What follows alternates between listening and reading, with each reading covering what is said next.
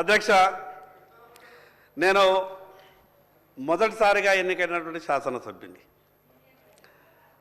దయచేసి నేనేమైనా తప్పులు మాట్లాడితే దాన్ని సవరించండి. మీ ద్వారా ప్రభుత్వానికి ఒక విషయం చెప్పదలుచుకున్నాం. సరే, ఎన్నికల సమయంలో రాజకీయ ప్రసంగాలు, ఓటర్లను ఆకర్షించడానికి రకరకాల వ్యవహారాలు అవి సహజంగా జరుగుతున్నాయి. కానీ నేనేమంటున్నానంటే, ప్రజలు మీకు అధికారం ఇచ్చారు. ఈరోజు అధికారం ఇచ్చిన తర్వాత కూడా మీరు తప్పించుకునే ప్రయత్నం చేస్తే ప్రజలు క్షమించరు. అధ్యక్ష, ఎంత అన్యాయం ఉన్నదంటే మీకు చెప్తా. 2014 కన్నా ముందు మేము అనుకుంటుంటే ఈ సమైక్య ఆంధ్రప్రదేశ్లో బీసీలకు అన్యాయం జరుగుతున్నది, మన రాష్ట్రం మనకొస్తే అన్ని రకాలుగా న్యాయం జరుగుతుందని బాగా ఆశపడ్డాం అధ్యక్ష. ఆశపడడమే కాదు అధ్యక్ష, తెలంగాణ ఉద్యమంలో ముందు వరుసలో ఉండి పోరాటం చేసింది బీసీ బిడ్డల అధ్యక్ష. ఇది నేనేదో మాట వరుసకు చెప్తున్నది కాదు. ఆత్మహత్యలు చేసుకున్నది బీసీ బిడ్డలు, తెలంగాణలో ముందుండి పోరాటం చేసింది బీసీ బిడ్డలు, ఉద్యోగాల్ని పణంగా పెట్టింది బీసీ బిడ్డలు. కానీ తెలంగాణ రాష్ట్రం వచ్చిన తర్వాత 2014లో ఇక అనుకున్నాం, మా దశ తిరిగింది, మాకంతా కూడా బాగా జరుగుతాయని అనుకున్నాం. కానీ అధ్యక్ష, మిత్రులు వాళ్ళైనా వీళ్ళైనా మా పట్ల మేము ఏం పాపం చేసినామో ఏమో అధ్యక్ష మా బాధ.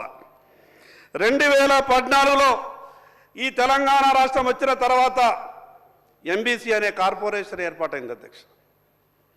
Most backward class. ఇక మా సోదరులు వాళ్ళు కూడా అనుకోరు ఏంటంటే, బీసీలలో ఇంకా మేము వెనకబడి ఉన్నాం కాబట్టి మన తెలంగాణ మనకు వచ్చింది, ఎంబీసీ అనే కార్పొరేషన్ ఏర్పాటయింది, దానికి సంవత్సరానికి 1000 కోట్లు. మీరు హైదరాబాద్కి వస్తే కుల సంఘాలకు మీకు బిల్డింగులు ఇస్తాం, మీ భవిష్యత్తు బాగుంటుంది, మీ పిల్లలు హైదరాబాద్ చూడరా, ఎప్పటిదాకా జిల్లాలో ఉంటారంటే మేమంతా ఉరికురికి ఈ హైదరాబాద్కి వచ్చినాం అధ్యక్ష. హైదరాబాద్కి వచ్చే మీదే సంఘం, మీదే కుల సంఘం, ఇక మీకు 5 ఎకరాలు, ఇక మీకు 3 ఎకరాలు, ఇక మీకు 4 ఎకరాలు. ఇక మేము సంతోషపడ్డాం, జిల్లా హెడ్క్వార్టర్లోనే మాకు కుల సంఘాలు లేవు, ఇక హైదరాబాద్లో ఇచ్చారు, ఇక అయిపోయింది, మా బతుకులన్నీ బాగా అయిపోయినాయని ఇక మేము జిల్లాలకు పోయినాం. మా నాయకులంతా కూడా ప్రచారం చేసిండ్రు, అయిపోయినాయి, మన బతుకులన్నీ మారిపోయినాయి, హైదరాబాద్లో మనకు పెద్ద పెద్ద సంఘ భవనం వచ్చిందని. అవి ఏడిస్తారు అధ్యక్ష, మాకు తెలుసా? మాకిచ్చేటి హైదరాబాద్కు 60 కిలోమీటర్ల దూరంలో, 60 కిలోమీటర్లు 70 కిలోమీటర్ల దూరంలో. కానీ మిగతా వాళ్ళకు అభివృద్ధి, ఈ రాష్ట్రానికి ముఖ్యమంత్రులు అయిన వాళ్ళకు, ఈ తెలంగాణ రాష్ట్రాన్ని పరిపాలించిన వాళ్ళకు, భారతదేశ రాజకీయాల్ని ప్రభావితం చేసేటోళ్లకు, వాళ్ళకు హైదరాబాద్లో బంజారా హిల్స్కు దగ్గరిస్తారు అధ్యక్ష. ఇది వివక్ష కాదు అధ్యక్ష? ఆ పార్టీ అయినా ఈ పార్టీ అయినా బీసీల గురించి ఏం ఆలోచిస్తున్నారు అధ్యక్ష? మరి ఎన్ని సంవత్సరాలు ఈ రకమైనటువంటి పరిస్థితులే ఉంటే కేవలం ఎన్నికల సమయంలో మాట్లాడతాం, మిగతా సమయంలో ఈ రకమైనటువంటి దారులు ఎన్నుకుంటామంటే మేము ఏ రోజు బాగుపడాలి అధ్యక్ష? అధ్యక్ష, ఈరోజు బీసీల పరిస్థితి అధ్యక్ష, నా నాయి బ్రాహ్మణ సోదరుడు బార్బర్ షాప్ పెట్టుకుంటా అంటే బ్యాంకులు లోన్లు ఇయ్యాయి అధ్యక్ష. నా రజక సోదరుడు ల్యాండ్రీ దుకాణం పెట్టుకుంటామంటే బ్యాంకులు లోన్లు ఇయ్యాయి అధ్యక్ష. కానీ హబీబ్ పెన్షన్ హౌస్ లేదా మిగతా ఇంగ్లీష్ పేరు పెట్టుకొని డ్రై క్లీన్ షాప్ అంటే దానికి లోన్లు ఇస్తారు అధ్యక్ష. నేనేమంటున్నానంటే, ఒక పక్క కుల వృత్తులను ఆదుకునే విధంగా ప్రభుత్వాలు చర్యలు తీసుకుంటాయి, మేము మీకు అండగా ఉంటాం, మీ అధైర్యపడద్దు, బీసీ కుల వృత్తులని ఆదుకునే బాధ్యత మాది అని గత ప్రభుత్వం మాట్లాడింది, ఈ ప్రభుత్వం కూడా మాట్లాడుతున్నది. మేము ఏమనుకుంటామంటే అధ్యక్ష, మేమంతా కూడా కుల వృత్తుల మీద ఆధారపడ్డటువంటి మా బీసీ కుల సోదరులు అసలైతే కుట్ర దాంట్లోనే దాగిన అధ్యక్ష. ఎప్పుడైతే కుల వృత్తులను ఆదుకుంటామని గొప్పగా చెప్పేటటువంటి ప్రయత్నం చేస్తున్నారో దాంట్లోనే అసలు కుట్ర ఉన్నది. 100 సంవత్సరాల నుండి మేము కుల వృత్తుల మీద ఆధారపడుతున్నాం. ఇంకా ఏదైనా ప్రభుత్వం 5,000 10,000 సహాయం చేస్తుందంటే అదే గొప్పది అనుకుంటున్నాం అధ్యక్ష. కుల వృత్తుల మీద ఆధారపడ్డాం కాబట్టి, ఆ కుల వృత్తుల మీద ఉన్నాం మేము కాబట్టి, ఈ ప్రభుత్వాలు ఇచ్చేటటువంటి ఏదో అరకొర సాయం మీద మేము దృష్టి పెట్టినాం కాబట్టి ఇంకా ఎదుగుతలేము అధ్యక్ష. మేము అధ్యక్ష ఎంత గొప్పగా చెప్పింది అధ్యక్ష. ఎందుకు ఇవ్వరు అధ్యక్ష? బీసీ ఎమ్మెల్యేలు కారా అధ్యక్ష? మరి ఈ 42, 46, 50% మాట అంటారు. నేను ఈ రోజు ఉన్నటువంటి ప్రభుత్వం కాదు, గతంలో ఉన్నటువంటి ప్రభుత్వం కాదు, ప్రభుత్వాలు ఏవైనా సరే, ఈరోజు కాంగ్రెస్ ప్రభుత్వం ఉన్నది, రేపు ఇంకో పార్టీ ప్రభుత్వం వస్తుంది. ప్రభుత్వాలు ఏవైనా సరే ఈ శాసనసభలో మాట్లాడినటువంటి ప్రతి మాటకు విలువ ఉండాలా, ఈ శాసనసభలో చేసినటువంటి ప్రతి తీర్మానానికి ఒక విలువ ఉండాలా. కానీ ప్రభుత్వాలు ఏం ఆలోచిస్తున్నాయి అధ్యక్ష? తీర్మానం చేసి మేము చేతులు దులుపుకుంటామనే పరిస్థితికి ప్రభుత్వాలు ఆలోచిస్తున్నాయి. కానీ ఇది ఎట్లా సాధ్యమవుతుంది అధ్యక్ష? ఎవరు మమ్మల్ని కాపాడాలా?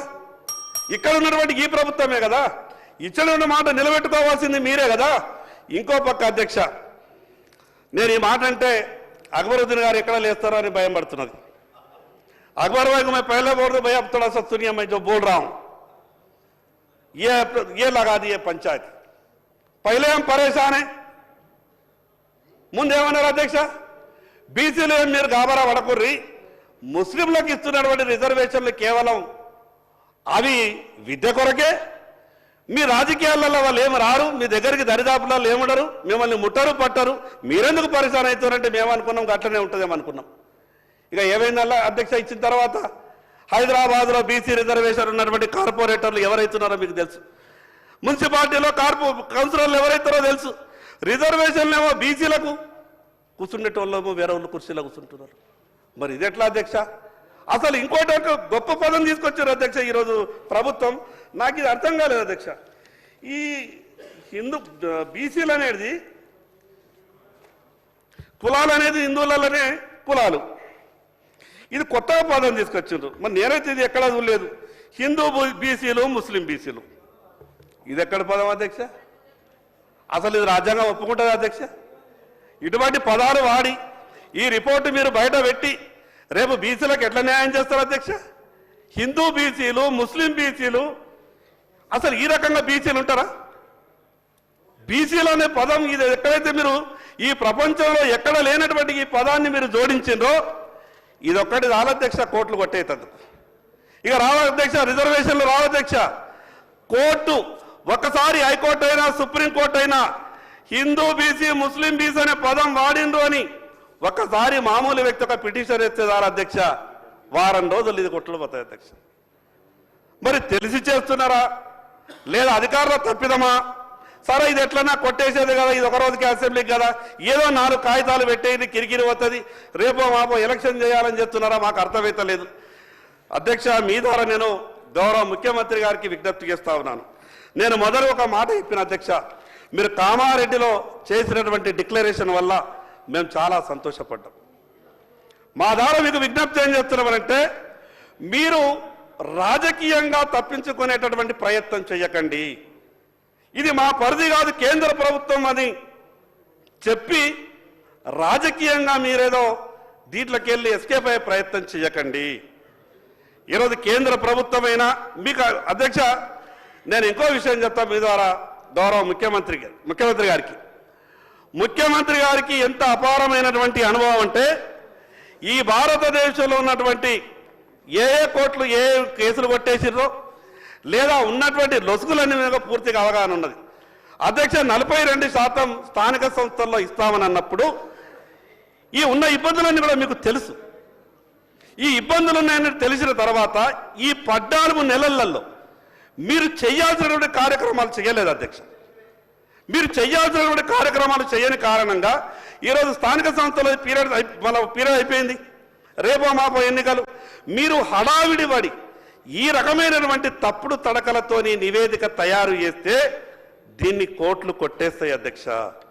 ఇంకోటి అధ్యక్ష, ముఖ్యమంత్రి గారు ఒక మాట చెప్పారు, మేము ఇల్లుకి స్టిక్కర్లు అంటేసారు అధ్యక్ష, మా ఇంటికి 2 అంటేసారు. నేను చూసిన మా నీళ్ళు ఒకటే కాదురా బాబు 2 స్టిక్కర్లు ఎట్లయినాయంటే, ఏమో సార్ అని అన్నారు. నేను అనుకున్నా మరి ఎక్కువ ఈయన చూపుతారేమో బీసీ జనాభా, నా ఇంటికే 2 చిట్టీలు అంటేసిందంటే మరి సంఖ్య మన పెరుగుతుందేమో అనుకున్నాం. కానీ ప్రభుత్వం పెట్టేటువంటి ఈ నివేదిక చూస్తే ఏమైంది అధ్యక్ష? మా సంఖ్య అంతా తగ్గిపోయింది అధ్యక్ష. నాకు ఒకటి అర్థమైతలేదు, అగ్రవర్ణాలది దాంట్లో కూడా చాలా పేదలు ఉన్నారు అధ్యక్ష, వాళ్ళని ఆదుకోవాలా.